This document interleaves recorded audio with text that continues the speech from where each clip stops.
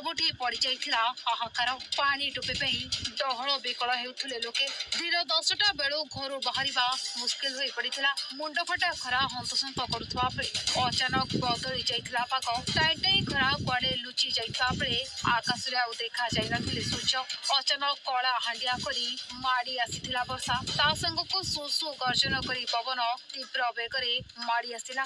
आउ देखु देखु सबु किछि छाखा कला।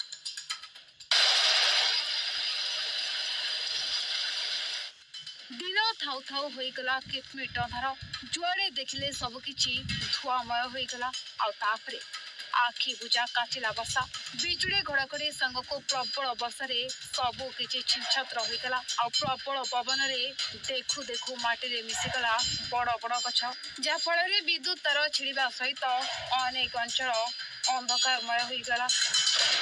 ए देखंतु ए दृश्य को किभଳି भाବରେ काଳ ବୈଶାଖୀ ଏଠି ତାଣ୍ଡବ ରଚିଛି। ଟାଇ ଟାଇ ଖରାରେ ଜଳୁଥିଲା ଗଜପତି ଜିଲ୍ଲା ଗୋଷାଣୀ ବ୍ଲକ ଗାରାବନ୍ଧ ଗ୍ରାମ ପଞ୍ଚାୟତରେ ଗତକାଲି ଅପରାହ୍ନ ସମୟରେ କାଳ ବୈଶାଖୀ ପ୍ରଭାବରେ ବର୍ଷା ସହ ପବନ ଅନେକ କ୍ଷୟକ୍ଷତି କରିଛି।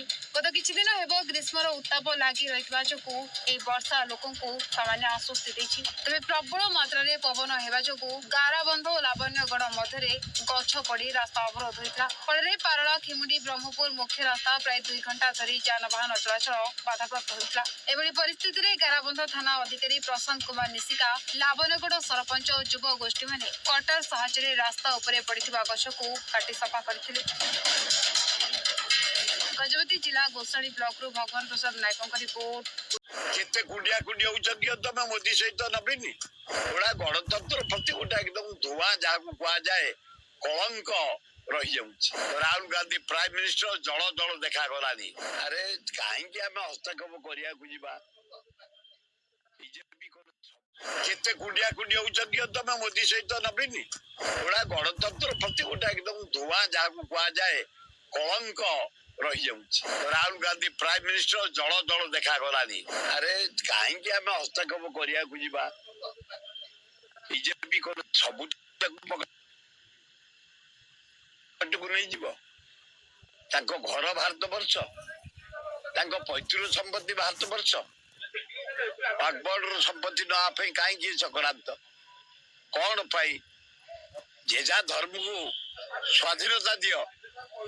ମୁସଲମାନ ଧର୍ମ ବାଗବଡ ତାଙ୍କର ସ୍ୱାଧୀନତା, ଖ୍ରୀଷ୍ଟିଆନ ତାଙ୍କର, ଜୈନ ତାଙ୍କର, ଶିଖ ତାଙ୍କର, ବୁଦ୍ଧ ତାଙ୍କର। ଆମେ ହିନ୍ଦୁ କାହିଁ ସେଥିରେ ହସ୍ତକ୍ଷେପ କରିବା? ଏ ଜବରଦସ୍ତ ଗୋଟା ଘୋର ଅନ୍ୟାୟ। ଏ ନବୀନ ପଟ୍ଟନାୟକ ସେମିତି ତମକୁ ତଣ୍ଟିଆ ଦେଇ କାଢିଲା ନରେନ୍ଦ୍ର ମୋଦି। ବେକରେ ତଣ୍ଟିଆ ଦେଇକିରି କାଢିଲା। ବାଲଟ ବକ୍ସରେ ଜବରଦସ୍ତ ଭୋଟ ପୁରେଇକି ପ୍ରଧାନମନ୍ତ୍ରୀ ସେ ତମର 20ଟା ଏମ୍ପି ନେଇଗଲା। ତମକୁ ମୁଖ୍ୟମନ୍ତ୍ରୀ ତଣ୍ଟିଆ ଦେଇ କାଢିଲା। ତେବେ ତାକୁ 7-8 ବର୍ଷ ଆଗରୁ ସାହାଯ୍ୟ କଲ, ଏଇନା ବି କରୁଛ।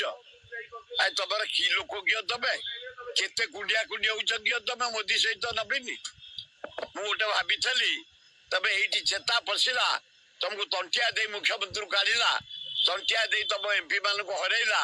ବାଲଟ ବକ୍ସ ଜରିଆରେ, ଇଲେକ୍ସନ କମିଶନ ଜରିଆରେ ଡକାୟତ କରି ଶାସନ ବାହାର ଦାୟିତ୍ୱ ନେଲା। ତମେ ଚେତିଥବ। ତେବେ ସେଇଆ ଏଗୁଡାକ ଠିକ ହଉନି। ଏଗୁଡା ଗଣତନ୍ତ୍ର ପ୍ରତି ଗୋଟେ ଏକଦମ ଧୂଆଁ ଯାହାକୁ କୁହାଯାଏ କଳଙ୍କ ରହିଯାଉଛି। ପାଣ୍ଡିଆନ କଳଙ୍କ ଥିଲେ, ଏବେ ନବୀନ କଳଙ୍କ ହେଇଗଲେ। ଏକଦମ କଳଙ୍କ। ମୋର ଗୋଟେ ତାଙ୍କ ପ୍ରତି ଗୋଟେ ଭାରି ଭକ୍ତି ଥିଲା ନବୀନ ପ୍ରତି, କିନ୍ତୁ ମୁଁ ଦେଖିଲି ଲୋକ ଏକଦମ ଯାହାକୁ ତଣ୍ଟିଆ ଦେଇଛି କାଢିଲା ତମକୁ ମୁଖ୍ୟମନ୍ତ୍ରୀ, ଟଙ୍କିଆ ଦେଇକି ତମ ଏମ୍ପି ଗୁଡାଙ୍କୁ ହରେଇଲା। ଜବରଦସ୍ତ ଇଲେକ୍ସନ କମିଶନ ଦେଇ ବାଲଟ ବକ୍ସରେ ଭୋଟ ପୁରେଇ ଫଲ୍ସ ଭୋଟରେ ଗଣେଇକିରି ପ୍ରଧାନମନ୍ତ୍ରୀ ହେଲା, ହୋମ ମିନିଷ୍ଟର ହେଲା। ତଥାପି ତମର ମସିହାରେ ପମ୍ବନ ସେତୁର ଶିଳାନ୍ୟାସ ହୋଇଥିଲା। 5 ବର୍ଷ ମଧ୍ୟରେ ଏହା ସମୁଦ୍ର ଉପରେ ସମ୍ପୂର୍ଣ୍ଣ ହୋଇଛି। ଆଉ ଏହି ସେତୁର ବୈଶିଷ୍ଟ୍ୟତା ଅନେକ রয়েছে এতে 18.3 মিটার 69টি স্পান এবং 72.5 মিটার এক ভর্টিকাল লিফট স্পান মধ্যে রয়েছে।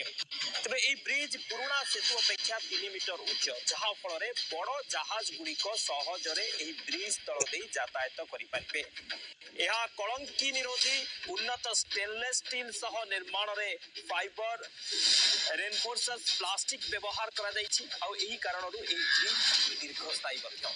ଏହି ସେତୁ ଉପରେ ଘଣ୍ଟା ପ୍ରତି ସର୍ବାଧିକ 160 କିଲୋମିଟର ବେଗରେ ଟ୍ରେନ୍ ଚାଲିପାରିବ। ଜାହାଜକୁ ଚଳାଚଳ ପାଇଁ ମଝିରୁ ମାତ୍ର 5 ମିନିଟର ଖୋଲା ଯାଇପାରିବ, ଏହାକୁ 3 ମିନିଟରେ ବନ୍ଦ କରାଯାଇପାରିବ। ତେବେ ଏ ସେତୁର ବୈଶିଷ୍ଟ୍ୟ ଅନେକ ରହିଛି। ଏସିଆର ପ୍ରଥମ ଭୂଲମ୍ବ ଲିଫ୍ଟ ସମୁଦ୍ର ସେତୁ ମଣ୍ଡପମରୁ ରାମେଶ୍ୱରମ ପର୍ଯ୍ୟନ୍ତ ଏହା ନିର୍ମିତ। ଏହାକୁ ନିର୍ମାଣ କରିବାକୁ ପ୍ରାୟ 535 କୋଟି ଟଙ୍କା ଖର୍ଚ୍ଚ ହୋଇଛି। ଏ ପମ୍ବନ ସେତୁ ରାମଙ୍କ ଦ୍ୱାରା ନିର୍ମିତ ରାମ ସେତୁ ପରି ମଜବୁତ ଓ ଏହାର ସାଂସ୍କୃତିକ ଗୁରୁତ୍ୱ ମଧ୍ୟ ରହିଛି।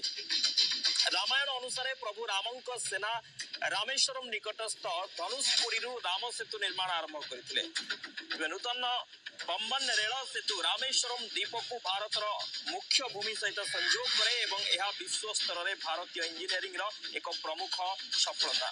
ଆଉ ଏହି ସେତୁର ଲମ୍ବ ଯଦି ଦେଖିବା 2.08 କିଲୋମିଟର, ଏଥିରେ 69ଟି ସ୍ପାନ ରହିଛି।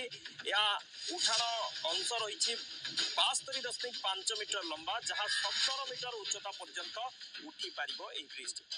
ଏହା ମଧ୍ୟ ଦେଇ ବଡ଼ ବଡ଼ ଜାହାଜ ଗୁଡ଼ିକ ସହଜ